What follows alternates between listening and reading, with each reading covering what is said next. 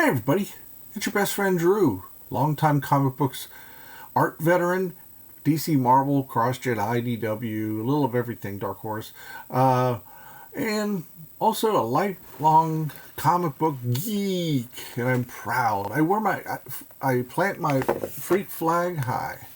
So this is an all Marvel episode, and I've made no bones about it that I have to look up what that means. Made no bones about it. That I was a Marvel fan for many, many years, a zombie, until around 1980 or so, when a lot of the Marvel talent migrated over to DC because, for a variety of reasons. And then it opened my mind to, hey, I said, hey, DC was pretty good, pretty damn good. And then I started getting into the indies as well. So the generic comic book, this came out in 1984 or so, and the whole concept came from Larry Hama, and it's pretty funny. I mean, it's not played for laughs; it's played seriously, but it's got a big charm to it. And I only got this book because at my local comic shop, Ides, they had a second store in North Hills. What is it? A mall, and we used to go there. Me and my cousin would go once a month. I always had number ones pulled from my pull file box, whatever, and it was always number one because I just wanted to see what was going on, and it wasn't that I was collecting. I just wanted to step in, and the only thing I kind of regret is I had Transformers number one, and I kind of got rid of that pretty quick because that just wasn't me. So I'd outgrown it. I'm such a grown up now, right? I'm talking about comic books, and with a little bit of silliness. Marvel No Frills. That's great. This was strictly a direct sales comic, so you couldn't get it on the stands. And I don't think anybody would pick it up on the stands. So anyway, a superhero. This is his story. And starts off with a hero with a girlfriend. He's talking about his problems. And it's not, like I said, there's no jokes in here. It's just sort of like, yeah, I get it home when my girlfriend and I, he says, and if you ask me, she's like upset. You've been acting like yourself lately. You've been groggy, almost sleepwalking. He goes, enough. I know what you're talking about. Blah, blah, blah. So takes off, goes to see his kid, not his kid, his younger brother, who's in a coma, and he wants to do something. So you're adding tragedy to the story, fleshing him out, and then these guys show up to mug him, and they take his those filthy lowlives. They took all my bills, over $40. And I think, let me see. Oh, Steve Skeets, who he's flirted in and out of DC and Marvel for many years. He co-wrote, I don't know. So he did a lot of stuff. He did stuff. I think he did Aquaman back in the late '60s as well. So he's dabbled in and out of comics. So pop, pop, pop, pop, pop. And the origin is, since a child, this guy's collected glow-in-the-dark things, so they have, let me see, and so what if it is pitch black over here in this other corner where the bed sits, that hardly changes the fact that our hero has been living with these objects for nearly 19 years, and they have already done a job on him. So, pop, what was that? Pop, pop, pop, pop, pop, pop. All of a sudden he's got muscles. Am I dreaming or what? And the parents are too busy to notice. His hair turns white. And the muscles are tearing at his suit. So it's just been a wacky day for him.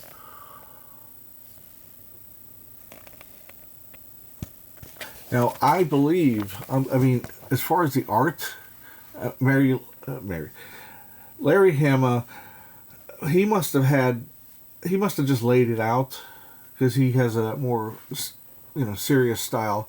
They got a variety of styles, but this ain't them. And I really think that the bullpen bullet, I can't talk this morning.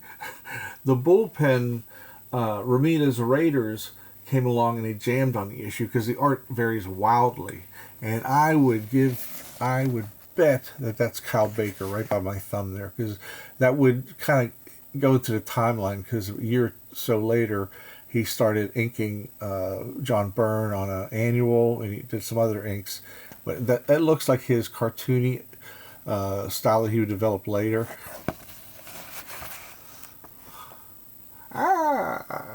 Mediocre costume. It's like Larry from the Stooges. So he gets this costume from a store. No questions asked, I guess. Whee!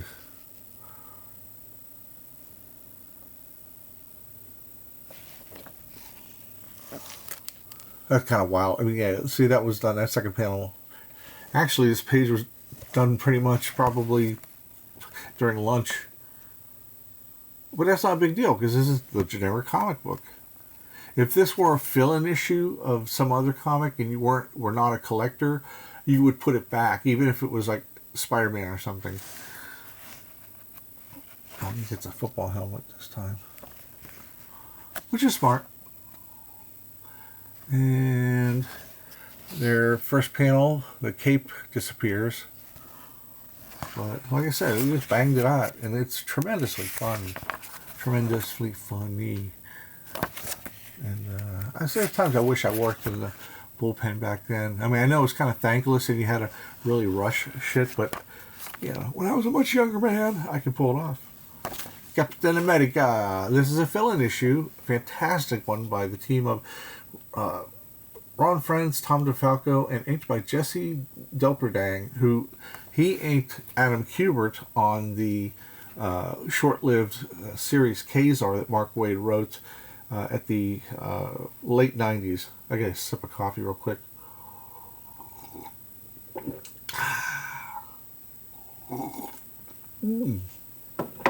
Yummers. So, Absorbing Man, Crossbones, Cap, these guys, I had to grab it. Well, I paid for it too. So there you go. This is so much fun. I wish I had the opportunity to ink Ron. I'd done commissions, a bunch of commissions of his, but I'd love to do a story. So Ron is, I don't want to say fan service. It's just cool. He's doing, bringing the Kirby with him, and does a great job at it.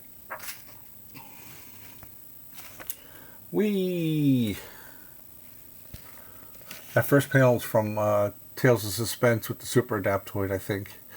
Anyway. That's a great pose, that last pose. The Absorbing Man, probably one of the coolest characters.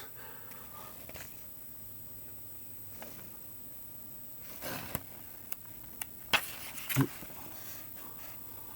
I love this character. Like, you took the bait, touched his arm instead of the shield. And he's back to normal. Whammo! Love it. Love it. I'm not going to spoil the rest of it. Now we go to Hellstorm, Prince of Lies. This is Son of Satan. Damien Hellstrom, but they decided to go Hellstorm. This is 1993. It's an enhanced cover. You can't really tell, but it's got a thick parchment quality to it, which is cool because you see these old mysteries, like whether they're religious or I guess satanic. I don't have any satanic comics in my house. I guess this is the closest thing to it. And they're on parchment paper, so this is parchment all the way around.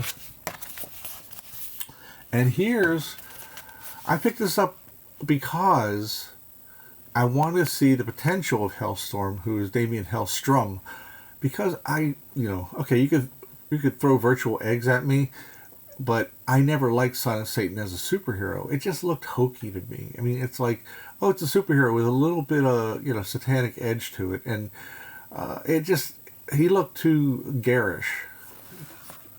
He looked like a superhero. He didn't look like somebody who dealt with that's not. Now this You can tell, baby. You can tell. They've been looking at Vertigo comics. This is very much like a, I think a Hellblazer sort of. So really, really great.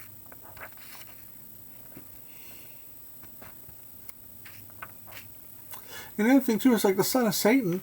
He was 100% like a good guy. He never, he didn't. You'd think with his, his family line that he would be, go into berserker rages like Wolverine. Boy, do I like that. This is by Michael Blair, I think, who did a lot of indie work and just got better and better and better. And, I don't know much else of him, but I really dig this going on. Now, this probably wouldn't have passed the Comics Code with, when Hellstrom was around, or Hellstorm, whatever, in the 70s. Wow. That's beautiful stuff. That lettering kicks major ass. Okay, who's the letter? I'm going back and forth. I'm sorry. I'm just impressed. It is, Richard Starkings. Okay. Cool stuff. Baseball cards. It's nuts. Totally nuts. Look at all the books that Marvel was putting out at the time. And I think the centerpiece is drawn by Jeff Johnson, who did Wonder Man, and then he did Way of the Rat for CrossGen, which I strongly recommend. So, okay. Excellent book. It's not my thing, but I got the first issue, and I approve. Ka-Zar, the Detective. Tag, you're it. A beautiful cover, pencil and ink by regular artist Brent Anderson. And this is when the interiors were taken over by Ron Frenz. It's one of his earlier gigs. He also did The Adventures of Indiana Jones. You always start off on a book that's, fair to middling or ready to be canceled. Like I did the first, I did the last 6 issues of the to-be-canceled Justice League America that was going to make way for Grant Morrison's JLA, and thankfully I got invited back to the dinner table, and I got to take a few issues with Howard Porter and Grant Morrison. And also I did The Ray, which I love doing with Jason Armstrong, who's now doing, he works for Nelvana up in Canada. But that was the last 6 issues of that too, so it's kind of cool because you make your mistakes. You don't make them quite in public, on like a Batman or something, or, Iron Man.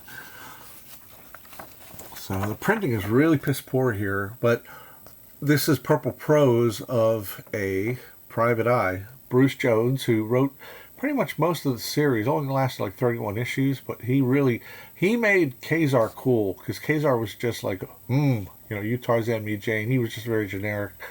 Steve Mitchell on the inks, which is really neat on Ron, and I kind of like it in this environment, like with the grass and everything. It's a little sobering, it's not as superhero-ish. So it goes on and on and on. I like the typed lettering. And then it says, continue next month. How can they do this to me? He's reading Thrilling Detective, which actually was a magazine in the, way back when, before comics. So she's talking about all this stuff. What happened is every month they get a, give me a second.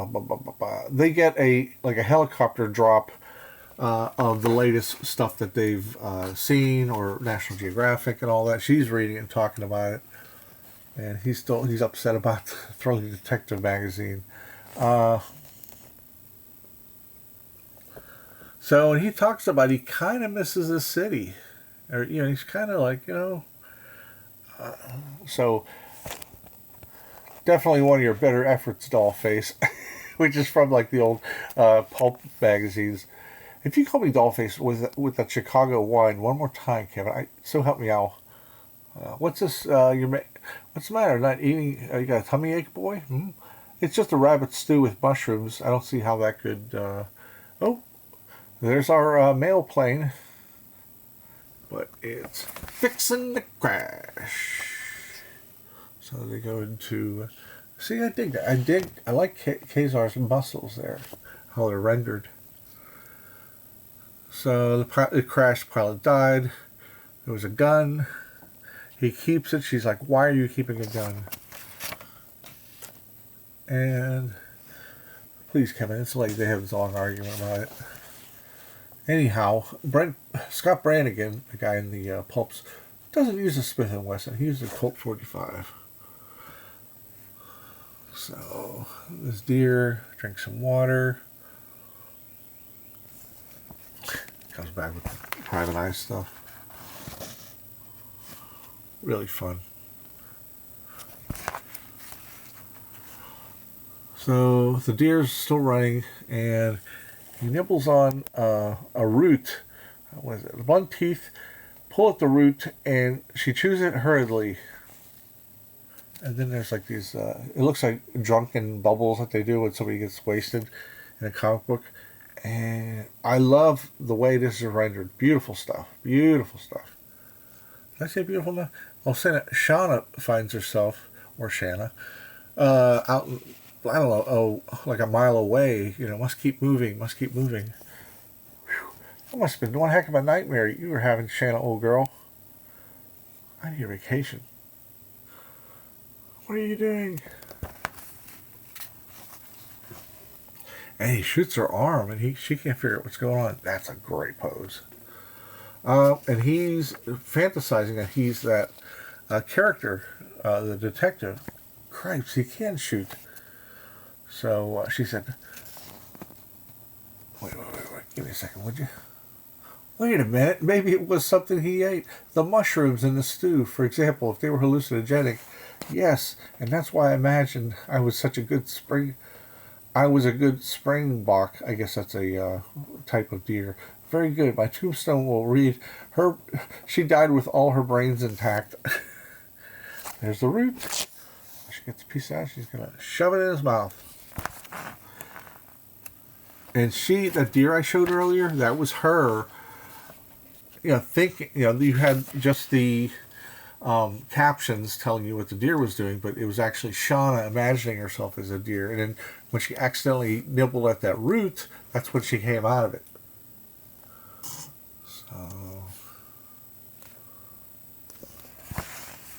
So great.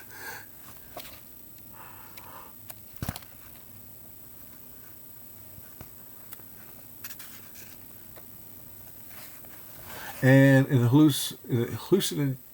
hallucination, this crazy giant dog is attacking the detective, and it turns out it's just Zabu. He won't hurt him. So that's just fun. It's fun. Is that the end? Yeah, okay. Excellent. Now this is great too. I don't usually do a lot of enhanced covers. I just knock stuff off of my table here. This is an enhanced cover. It's got a little bit of embossing, just a little bit. But man, this is great. I was buying the book anyway at this time. This is like, I don't know, 3-4 years in the Peter Davids era, and Dale Keown, soon to be a big deal. But you could tell right off the bat he was a great artist. Another sip of coffee, hanging there. This is my favorite anniversary issue of the time. It's a thick paper too. I dig that. It starts off with Dale Keown and Peter David.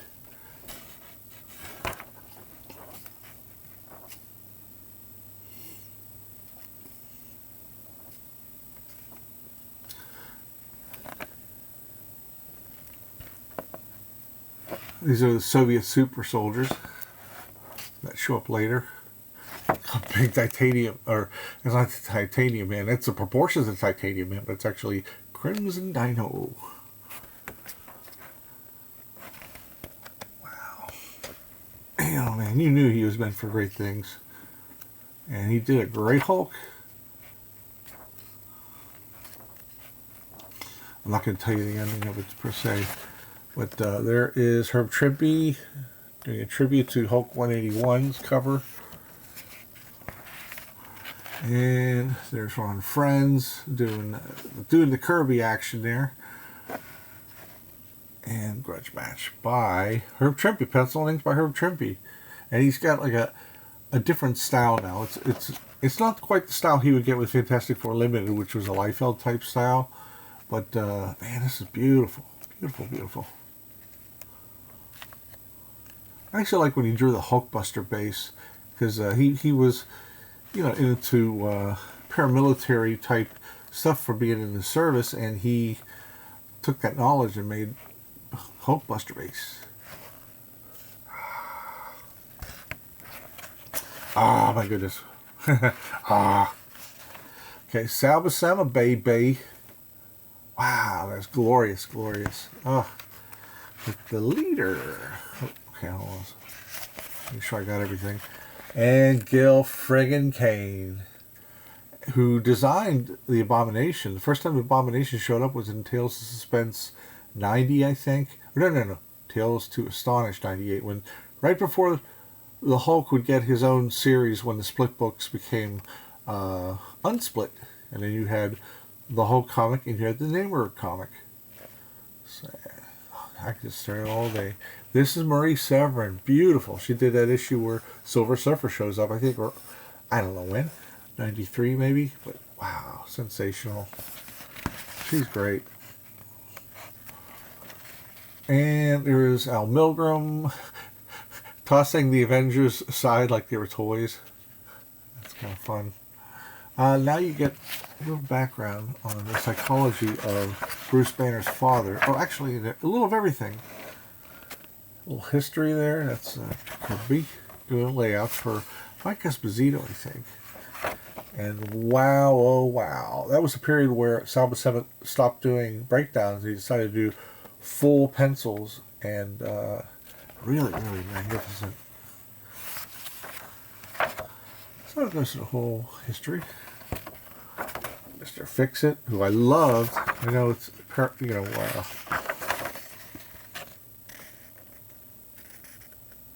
Walt Simonson. He did the Hulk magazine for a few issues when it first came out in 1977, I think. But anyway, that's it. I hope you dug it. Tell me what you think. Were you grooving on the Hulk at the time? Were you grooving on Kazor? Did you buy the omnibus that came out a while ago? Did you like Hellstorm, or did you prefer the superhero version? And let's see. You might post this. Or did you see this one? This was in the middle of, I can't remember when this was. Anyway, after one of the many relaunches of issue 24. Or did you read that? Did you even know about it? And generic comic book. So anyway, enjoy any of these. They're actually a lot of fun, and it's weird if you read them in this order. It kind of screws with your mind, especially if you read Hellstorm. But all good stuff, and that's it, everybody. You all take care. Bye.